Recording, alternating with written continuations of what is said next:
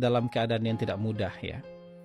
Kita cita-cita presiden untuk tumbuh ekonomi 8% harus kita dukung sama-sama. Bahwa kita harus jadi negara maju di 2045. Bukan di 2029 loh, di 2045. 100 tahun Indonesia merdeka, itu harus jadi kenyataan.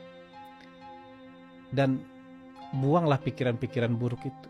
Pak Prabowo hari ini melanjutkan Pak Jokowi untuk menuju Indonesia 2045, Indonesia emas itu bukan buat mereka loh. Mungkin mereka nggak menikmati loh itu. Iya. Berapa tahun lagi sih? 21 tahun lagi ya? Mungkin mereka nggak nikmati loh itu. Iya. Kita juga belum tentu nikmati. Tapi anak-anak kita pasti akan menikmati itu.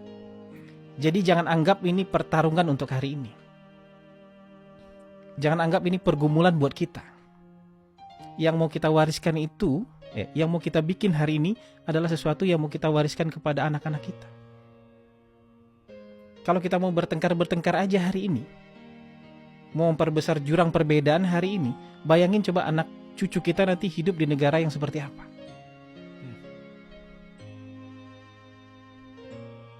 Kalau pertengkaran terus yang mau kita dengung-dengungkan atas nama demokrasi, kebayang nggak anak cucu kita nanti hidupnya kayak apa? Kalau kebencian yang mau kita wariskan, kebayang nggak anak cucu kita, dia nggak ikut-ikutan tapi ikut saling membenci. Kenapa? Cerita dari orang tuanya, cerita dari kakeknya. Dulu kakeknya dia begini loh, cucunya ikut benci sama kakek, padahal nggak ada urusan. Makanya Pak Prabowo tuh udah buang semua kebencian, nggak ada. Kita sekarang bersatu. Karena dia mau mewariskan Indonesia yang jauh lebih baik kepada generasi berikutnya, bukan buat dia. Jadi persatuan itu bukan lip service, tapi sesuatu yang mau kita wariskan kepada anak cucu kita, yang ketika Indonesia nanti 100 tahun, kita sudah mencapai negara maju. Dan gak ada itu negara maju, ini kata-kata Pak Prabowo nih. Gak ada itu negara bisa maju kalau elitnya tidak rukun. Rukun bukan berarti gak berbeda loh, boleh berbeda. Rukun tuh beda. Kita antar tetangga juga rukun kan, boleh beda gak? Kita boleh beda. Bahkan boleh beda pilihan. Tapi harus rukun, karena itu yang mau kita wariskan nanti.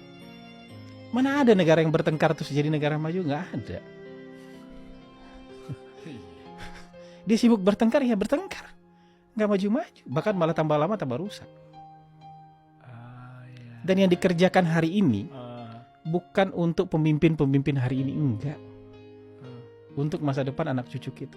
Makan bergizi gratis yang dikerjakan sekarang ini, 5 tahun yang akan datang, 10 tahun yang, memang itu buat Pak Prabowo kan? Bukan anak-anak itu, nanti mereka 20 tahun lagi akan jadi pemimpin, akan jadi tenaga produktif di bangsa ini, akan banyak jumlahnya. Makanya perlu mereka sehat, perlu tinggi, otaknya pintar, punya pendidikan yang memadai. Tapi itu aja nggak cukup, dia harus bebas dari judi online, dari narkoba, dari korupsi. Ini sesuatu yang mau kita wariskan kepada generasi penerus kita. Karena bangsa ini, hari ini negara ini kan titipan anak cucu kita. Mereka juga nanti harus mikir itu.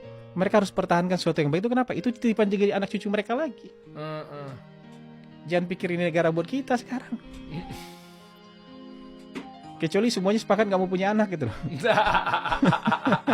Ya udah kita habis-habisin hari ini gitu. Wow, keren. Kepala Kantor Komunikasi Kepresidenan Bapak Kepala Hasan Hasbi. Ditutup dengan ciamik, mudah-mudahan teman-teman mendapat gambaran ini. Yuk kita bangunlah.